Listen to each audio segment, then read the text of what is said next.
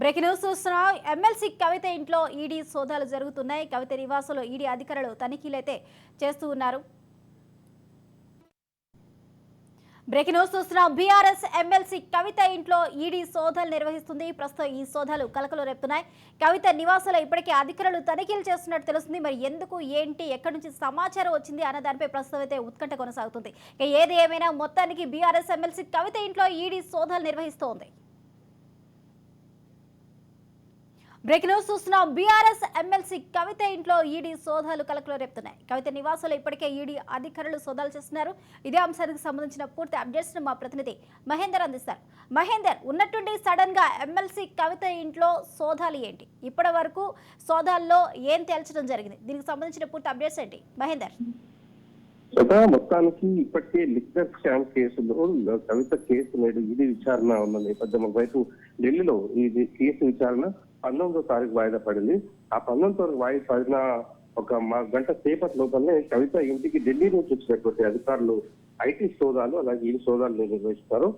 ఇటు దాదాపు గంట 10 బృందాలుగా వచ్చినట్టుగా తెలుస్తుంది. పెద్ద మొత్తంలో 10 మంది అధికారులు ఇటు ఈడీ అధికారులతో కలిసి సోదాలు చేసినట్టు తెలుస్తుంది. 4 టీములుగా ఏర్పడి పూర్తిగా తనిఖీలు చేస్తారు. కవిత నివాసం వద్ద భారీగా పోలీసులు కూడా మోహరించారు. వీరంతా అధికారులతో ఢిల్లీ నుంచి వచ్చిన అధికారులు కావడం. అయితే ఓవైపు లిక్కర్ స్కామ్ కేసులో ఈ రోజు కోర్టులో కేసు ఉండడం, పద్ధతికి వాయిదా పడడం, ఇప్పుడు కవిత పైన ఉన్నట్టు ఒక్కసారిగా ఐటీ సోదాలు ఈడీ సోదాలు చూస్తే మొత్తంగా కూడా తెలంగాణలో లోక్సభ ఎన్నికలు అది దగ్గరలో ఉన్న నేపథ్యంలో మరి ఇప్పటికే దీన్ని రాజకీయంగా చూసుకున్నా, రాజకీయంగా సంబంధం లేకుండా చూసుకున్నా కవిత పైన మొదటి రోజు కూడా ఆరోపణలు వస్తున్నాయి.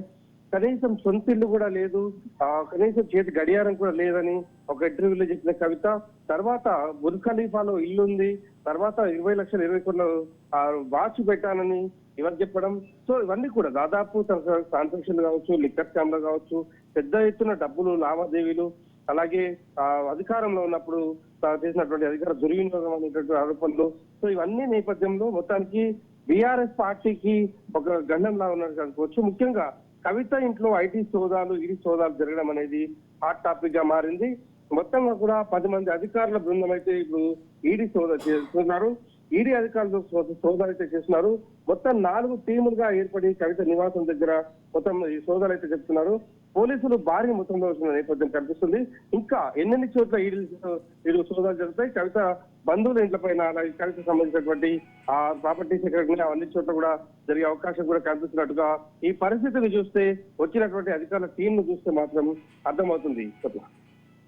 రెడ్ మహేందర్, చూసుకున్నట్లయితే అసెంబ్లీ ఎన్నికల ముందు లిక్కర్ స్కామ్ అంటూ కూడా హడావడి చేసిన అధికారులు ఇప్పుడు మళ్ళీ లోక్సభ ఎన్నికలు వచ్చే సమయానికి ఐటీ ఈటీ అంటూ కూడా ముందుకెళ్తున్నారు. దీని వెనకాల రాజకీయ దురుద్దేశం ఏమైనా ఉందా, లేకపోతే ఇతరత్ర అంశాలను కన్సిడర్ చేయొచ్చు అంటారా? మొత్తానికి అధికారం పోయిన తర్వాత ఇటు రాజకీయ ఉద్దేశం ఉందా అంటే ఉంది అని చెప్పలేము, లేదు అని చెప్పలేము. వచ్చింది బీజేపీ అధికారం కాదు, సెంట్రల్ లో ఉన్నది బీజేపీ పార్టీ అధికారం, రాష్ట్రంలో వచ్చింది Congress party. So Congress party పరస్పరం రెండు కూడా పత్రిక మధ్యపెట్టినటువంటి ఆ పార్టీలు. సో ఇది పక్కన పెడితే అధికారంలో ఉన్నప్పుడు ఈ పైన ఏదైతే అసెంబ్లీ కవిత పైన అనేక ఆరోపణలు వచ్చాయి. ముఖ్యంగా లిక్కర్ స్కామ్ కేసులో ప్రత్యక్షంగా డబ్బులు సరఫరా చేశారు, అన్ని చోట్ల ఇన్వెస్ట్మెంట్ చేశారు, కొంతమంది అప్రూవ్ గా వాంగ్మూలాలు ఇచ్చిన నేపథ్యం కనిపించింది. సో ఇన్ని నేపథ్యంలో దర్యాప్తు చేస్తున్నారు. అలాగే ప్రాపర్టీల విషయంలో కావచ్చు, ముఖ్యంగా దాదాపు రియల్ ఎస్టేట్ అంశంలో కావచ్చు, కొన్ని చోట్ల బినామీలుగా కూడా ఉన్నారని దాదాపు ఆ రకంగా వినిపించిన మాటలు కూడా ఉన్నాయి. మరి ఇవన్నీ నేపథ్యంలో పక్కా ఆధారాలతో పక్కా విషయాలతో మొత్తంగా కూడా ఈ సోదాలు అయితే జరుగుతున్న నేపథ్యం కనిపిస్తుంది. దర్యాప్తు సంస్థలు అలాగే ఈడీ అధికారులు కూడా వచ్చినట్టుగా తెలుస్తుంది. టీములుగా వెళ్లి టీములుగా శోధిస్తున్నారు. సో చూడాలి దీనిపైన ఇంకా ఈ ఎప్పుడు మొదలైనటువంటి ఈ సోదాలు ఇది ఎంతటి వరకు కంటిన్యూ అవుతాయి, ఇంకా ఎక్కడెక్కడ చేస్తారు అనే దానిపైన పూర్తి క్లారిటీ అవసరం ఉంది. అయితే ఇప్పటి వరకు జరిగిన సోదాల్లో ఏవైనా ఆధారాలు బయటపడటం జరిగిందా మహేందర్? ఇప్పటి వరకు అయితే ఇక్కడ జరగలేదు. ఇక్కడ వరకు మొత్తంగా తమ ఆధీనంలోకి తీసుకున్నారు. ఈ ఐటీ అధికారులంతా కూడా మొత్తం కవిత ఇంటిని ఆ పరిసర ప్రాంతాలను తమ ఆధీనంలోకి తీసుకున్నారు. మొత్తం 10 మంది అధికారుల బృందం అయితే తనిఖీలు చేస్తున్న పరిస్థితి కనిపిస్తుంది. మొత్తం ఆ ప్రాంతాన్ని ఆమె ఇంటి ప్రస్తుతం అయితే తన నివాసంలో ఈ సోదాలు జరుపుతున్నారు. మరి ఇంకా ఎక్కడెక్కడ చేస్తారు, ఇంకా అధికారికంగా అయితే ఎలాంటి వివరాలు అయితే వెలువడలేదు. చూడాలి, వేచి చూడాలని అవసరం ఉంది.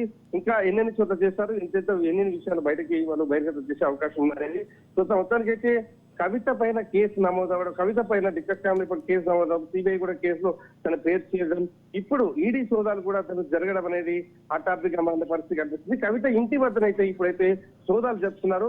మరి ఇంకొన్ని ప్రాంతాల్లో కూడా చేసే అవకాశం ఉన్నట్టుగా కూడా అధికారుల నుంచి ఒక విషయం అయితే తెలుస్తున్న పరిస్థితి కనిపిస్తుంది. Thank you Mahender.